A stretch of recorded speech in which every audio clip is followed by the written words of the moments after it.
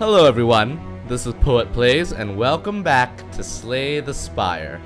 In the last episode we fought off 3 sentries and made it to our rest site. Let's just jump right back into the game.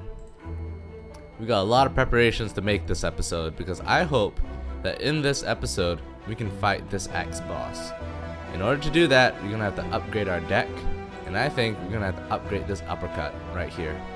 Because that'll give us 2 weak, 2 vulnerable, and it's 13 damage. I feel this is really good. Just as good as Bash. Well, almost as good as Bash. And I think that's a good thing to upgrade. Everything else is a bit meh. I'm a bit meh about. I don't really think we should rest, because if this enemy is easy, then we can rest here, which is what I'm hoping for. Or, you know, that's probably famous last words, but who really knows? It's fine. Is this a species of mushroom? This is really random, but okay, no. Alright, so that's the plan. Let's go and upgrade our uppercut. No, that's not where you upgrade it. I know how to play this game. Okay, we're gonna upgrade it. And our fire has gone out, so let's go. We are no longer welcome here at this rest site. Let's go. Oh, it's a thief. We haven't seen one of these guys yet. Okay, what is he doing? He's attacking. Okay, we can get rid of this defend. We can get rid of this strike. We can keep the bash, which means, yeah, let's do that. Let's see what cards we get. What cards do we draw potentially? It'd be cool if we could get fire breathing, so let's do that. No, we get uppercut instead.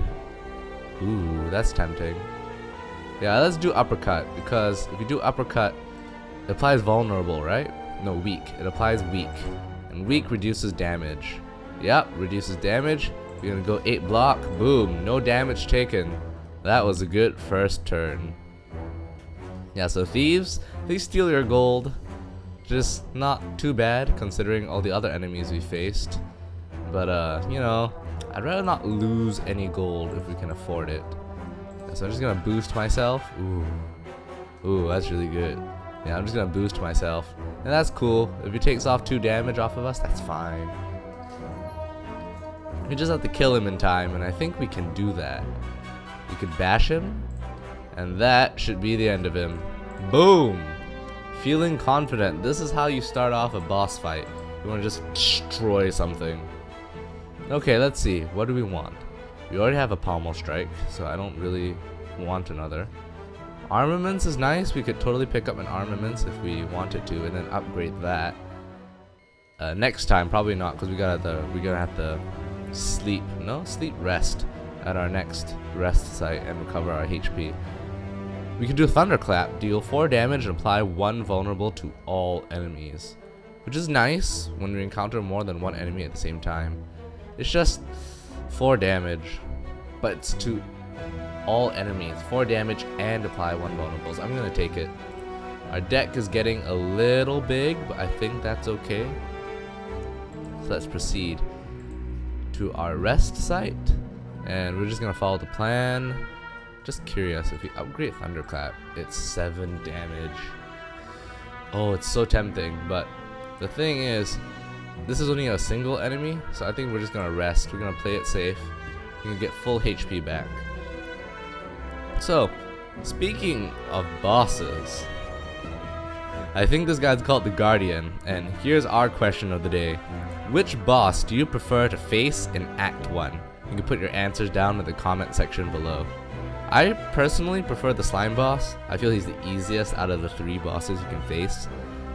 Because as long as you can dish out enough damage and get your timing right, he's theoretically the simplest to beat. Not the easiest really, but theoretically the simplest. But for those who are new to watching Slay the Spire, you're not going to get any more out from me. You know, it's not going to be fun if I tell you everything. For the Guardian, as you soon shall see, he's not that easy to beat. So here's a shtick, right? Mode shift. Okay, wait, let's just discard some cards. Okay, we're gonna discard everything that's a defend. And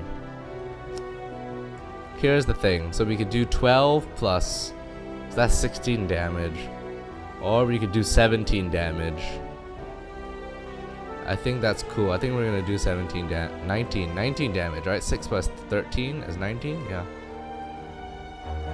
Or we could apply vulnerable to him 3 times. No, it's fine. I think we're gonna do 19 damage. Gonna do 19 damage. Okay, I forgot we had that. Oh, that's good. I'm just playing that now. Okay. So here's his shtick, right? Mode shift. After receiving 30 damage, changes to a defensive mode. So the trick here is that as long as you deal, because the mode shift, right, increases in the amount of damage you have to deal to him before he shifts mode again. So the trick here, I feel, is that you gotta deal enough damage so when he's trying to hit you with a super damaging blow, he'll switch modes and then he won't hurt you at all. But that's the problem, right? Because he can block and everything. So the trick is just trying to get the right amount of damage in on him. And I think if he's gonna attack next turn, I mean, it's not great that we drew bash because we're not gonna get it in the next 2 hands, like absolutely the next 2 hands. I'm thinking usually I'm gonna hit him the hardest. I'm just gonna drink the bronze thorns right now.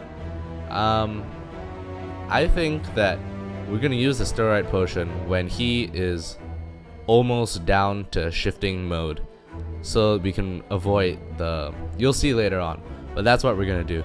So we're gonna apply that damage and then we're gonna hit him super hard, and that's it. Let's go. So how much are you blocking? Destroy, destroy, destroy. Yeah, but as you can see here, yeah, so we only need to deal 6 more damage to him. So in this case we need to deal 15 points of damage.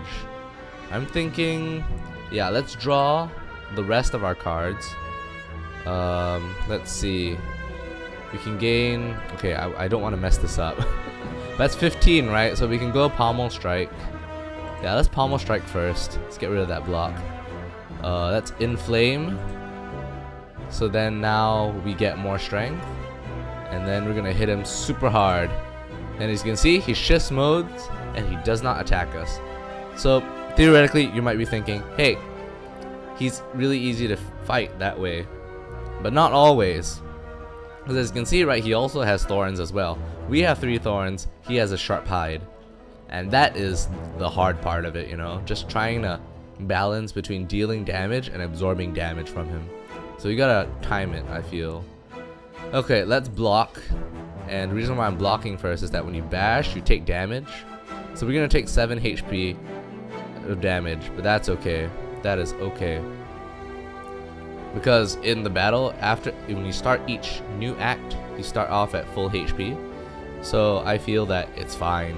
We're just gonna go all in. Okay, let's draw 3 cards. Hopefully it's okay. That's not fantastic, but we got defend cards, so that's not bad.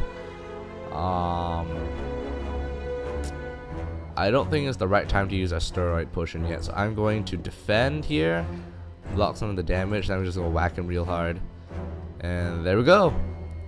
That's it. I'm gonna take this damage, and since he's weak, right, so that worked out pretty well for us. And there he goes. He switches modes and he's taking damage from us. And as you can see, now we're gonna deal 40 damage to him. We have to. Let's see. Oh, Inflame? Is Inflame? Oh. Oh, is Inflame? I'm sorry. Okay, so Inflame is, yeah, one-time use because it's a power card. Okay, okay. That's not bad, not bad. Let's see if we can, yeah, let's see what we can draw. Alright, alright. Okay, let's block a little here. And let's lay down more damage on him.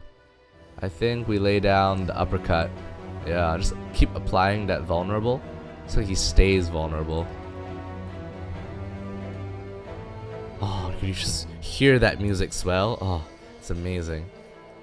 Look at that. Okay, everything's still okay. He's gonna block, so we're gonna go all in. We're gonna bash him in. Ooh. Okay, I did not account for that. Oops, I got a little overexcited. That is okay. Yeah, it doesn't really matter because the block is gonna disintegrate next turn. That's okay. But I think we're doing quite well. Look at that, it's only doing a puny 6 damage.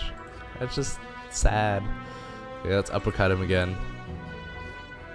Yeah, there we go. I think we got this, guys. I don't want to like celebrate too early, but I think we got this. I think our deck's pretty good because we can play that vulnerable shtick, and it's really small. Okay, battle trans. Yeah, why not? Let's draw battle trans. Let's do it. This looks like twin strike again. I mean, I'm really only bashing because I'm really only bashing because of the damage, but I think I'm gonna pommel strike first. Oh, right, yeah. I'm stupid. That's okay. I wanted to draw this card, but that's fine. We can live without it. You know, keyword being live without it. Okay, he's got 7 vulnerables. I don't think it's beneficial for us to apply bash again. I think we're just gonna strike twice, and that will deal 16 damage as opposed to 12. So let's do that. Yeah. That's gonna hurt. We're gonna take 12 damage, but that's fine. I don't mind. I think we can kill him next turn, honestly. 29 HP left. We can do this, and we're only at half health. We got more health than he does. We can do this. Okay, I'm feeling, yeah, let's hit him. And then let's just defend, because we can. And then let's just take him out. And there we have it. We have defeated our first boss. Feels so good. 101 gold. And what do we have? Good cards. That's what we have. Ooh. So we have Juggernaut. Whenever you gain block, deal 5 damage to a random enemy. We have Impervious, gain 30 block, but we exhaust it, so it disappears after we use it. Or we can use Reaper, deal 4 damage to all enemies and heal equal to unblocked damage, but then exhausted. Our deck is getting quite hefty. I think the reason why we're able to win that battle is because we were able to apply all that vulnerable and weak to him. And then because our deck is small, right, and we have battle trans, it helps us to control what cards we have in our hand. Plus we have that gambling chip, which is real nice. I'm just wondering, right, wait. This only applies to elite combat. Okay, cool.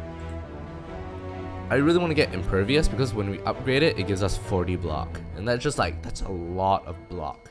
So we can, if we're in some sort of like desperate scenario, we just pull it out and be like, no, you can't hit us. And that might buy us like an extra turn to like defeat our enemy. Juggernaut I'm not taking because my deck isn't really a deck that uses block. We're a vulnerable deck. Sounds so weird to say, but I think that's the kind of type we are. And Reaper I feel is really like, how do I put it? It's really situational because I only can use it once.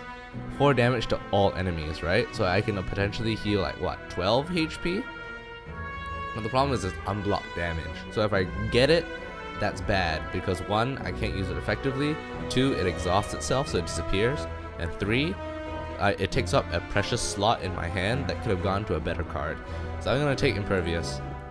Our deck is getting really big and I'd rather not have it be so big. Okay, choose your relic. Ectoplasm. No longer gain gold, but gain energy, which is nice. We can choose and add 5 cards to your deck. Or we can get a Velvet Choker. And you cannot play more than 6 cards per turn. 6 cards per turn? How many cards do we usually play? 2 or 3, right? Because the Velvet Choker will give us 1 more energy, right? So that will give us 4 energy to start with, right? And then we could potentially play up to 4 cards.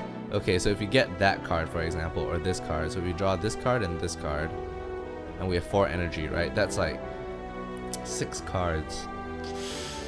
That's like really, that means we can't do any more like 0 energy cards. Like we have to be really careful with how many cards we draw. Ori sounds nice, but our deck is already really big, and I like this. I like its size. It's tight, gives us advantages. So I'm gonna take the Velvet Choker. I might regret this. Let's see its description. Immense power, but too limited. Kublai the Great. Is that a reference to Kublai Khan? Kublai Khan was like, I think what, the descendant of Genghis Khan? He was like the emperor of the Golden Horde, and he was one of the emperors of China. He was a great emperor. I think he was the guy who met, who was he called? Marco Polo, when he first went to China on the Silk Road. He was really cool, like part of the Golden Horde, his training for Mongolians, that he would send soldiers to live in the steppes to toughen them up, because the steppes were just grassy plains and they were a really harsh environment, because he felt the soft life in the imperial city made his troops weak. So let's review here. We still have our Storite potion, which is really great. We got some pretty cool artifacts, and we're moving on to the next level, which is pretty great. This is a lot better than I thought it would go, to be honest. Okay, let's look. What boss are we facing? We're facing the king. This big, gigantic knight. Okay. What path are we taking? You want to be bold? We can take this path. You face like 2 bosses. Nah, no thank you. Let's see. We have gold to spend, so maybe we can go here. We could go this path, but then we had to fight a boss. I like having the option to face a boss rather than having to face one. But there's a fire rest site, so on the positive side, it's like if we live, we can heal up. So yeah. Let's see. I think I'd rather take this path. We have 2 unknowns, and then we have a rest site, and then, well, technically we're forced to go to the merchant, which isn't fantastic, but let's see here. This path has 1, 2, 3 unknowns, but this one only has, yeah, 2, but this one has 3. Yeah, let's go here. Let's do this. Ooh, it's the birds. The beards. They're weird. Let's see. Let's get rid of Impervious because I want to save it and we don't really use it. I want to keep this because that's a good card to draw. I like this. Let's get rid of the Strike because I want to play this if we're going to play this, right? So I want to play this first because we can't draw additional cards afterwards. So let's do that. What do we get? Ah, that's good. That's really good because these guys have flight, which means that they receive 50% less attack damage, but it's cancel if we attack them 3 times. So let's do this, and we start off with 4 energy, so we have to be careful, right? Because we only can play 6 cards per turn. So let's see, we're gonna gain 2 strength first. That's really good. Then we're gonna deal damage to all of them, which is real nice, right? Let's focus on one of them. Let's focus on this guy, because he's like the lower health out of all of them. Let's play this battle trance. Let's see what cards we get. Okay cards. I was hoping for like our upgraded strike, but that's fine. And then we go for this strike, and that cancels out his attack because we attacked him 3 times. So there we go. There we have it. I feel vulnerable is really effective against these guys because that kind of makes up for the 50% less damage that their flight does. Okay, so they're gaining strength like I am. So that's like taking a page out of my book, which is great. Okay, let's do fire breathing. And I feel, remember, this strike is only going to do 11 damage to him. But this one deals 1 damage to all enemies for each attack played. So if we play this attack, which I'm going to, right, he's going to die. So we only have to deal with 26 attack, like 26 damage. So we're gonna block like 10 of that. We're gonna take a big chunk of 13 damage, and then we're gonna hit this guy because he is, yeah, lower health than everyone else. Okay, this is not fantastic. Yeah, because we're about to take 13 damage to the face, and that's gonna hurt. That's cool. So we're not attacking this time, which is great.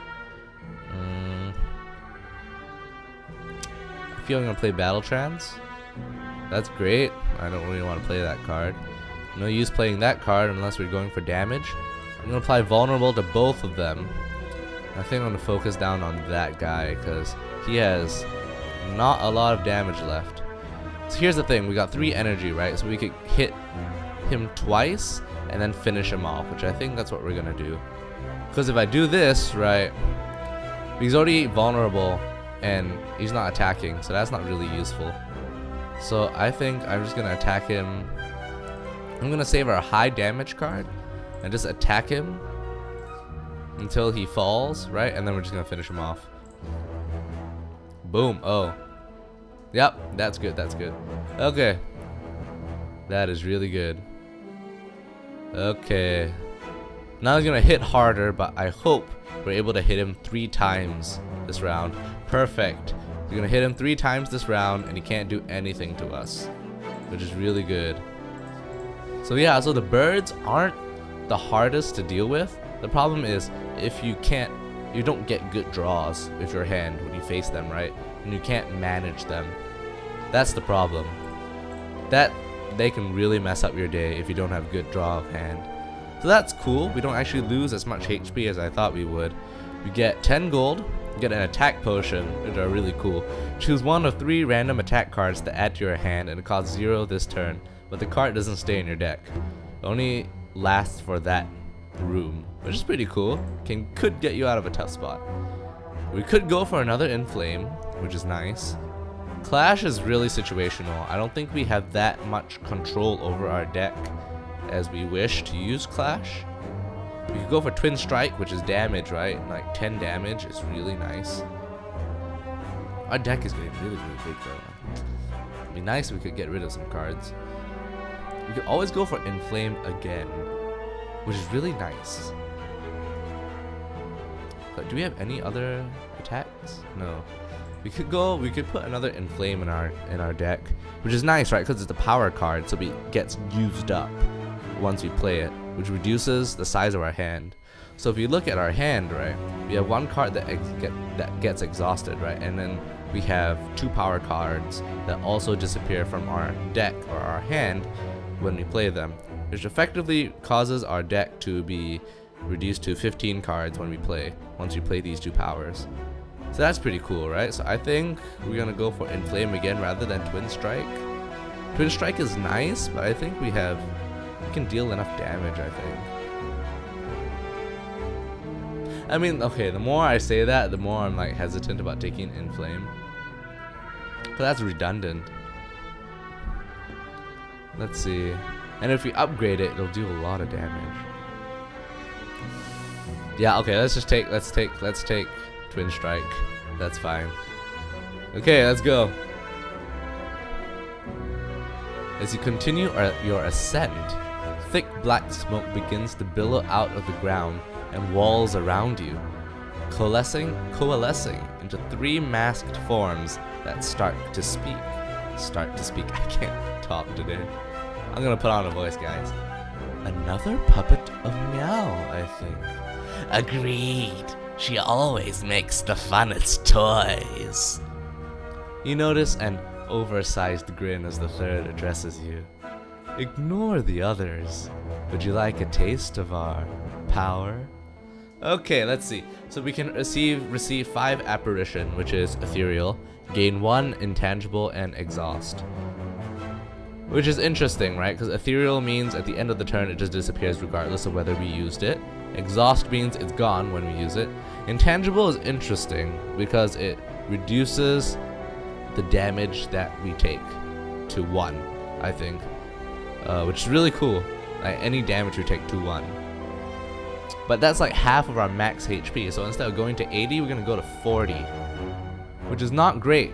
And I don't trust these councils of ghosts. Because they're calling me a puppet of Meow. I have no idea who Meow is. Meow. It's cat noise. Okay, I'm gonna refuse. I'm sorry, ladies. How disappointing. You will join us sooner or later. The shapes fade away, leaving only the unnerving laughter ringing in your ears. Join us sooner or later? You mean as like ghosts? I mean, okay. That unnerves me. That's cool. Okay, let's go.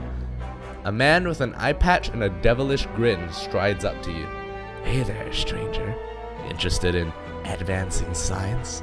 I can make you stronger than any training or blessing. You're gonna need it if you're one of those heroes with a death wish. What do you say? So we can test jacks and get jaxed. Get jacked. Lose 3 HP but gain 2 strength, and it's a 0 energy card. Okay. We could become a test subject and transform 2 cards, or ingest mutagens and obtain a special relic, which would be the mutagens, I believe. Which give you like, they're like steroids that only last the first turn of like every room. If we transform 2 cards, That might mess up the equilibrium in our deck, and I don't really want that. We could get jacks, but that's adding like another card in our hand, and that's like bad because we got that choker. So I'm gonna obtain the relic. Marvelous. You quaff the mysterious substance. Immediately you are invigorated and you feel your muscle fibers twitch. So what does this do? Start each combat with 3 strength. At the end of your first turn, lose 3 strength. Yep, they're basically it's like a one-off boost. It's like steroids, but not as good. The results seem fleeting, triggering when the subject is in danger. Unknown. So it's basically like, I guess like adrenaline, I suppose. Maybe that's him. Maybe that's the guy who's like writing down all those things. Okay, well, I'm gonna end this episode here. I think a lot of things happened this episode. We fought a boss. We talked to this council of ghosts claiming that we're a puppet from Niao. I mean, I have no idea who Niao is, and puppets, like, bro, I am my own person, okay? No one controls me. And we have the mutagenic strength. So we were basically offered drugs in like a dark alley. A lot of things happened this episode. So we're gonna take a break here. That was intense. Thank you guys so much for watching. My name is Poet Plays, and until next time, stay safe.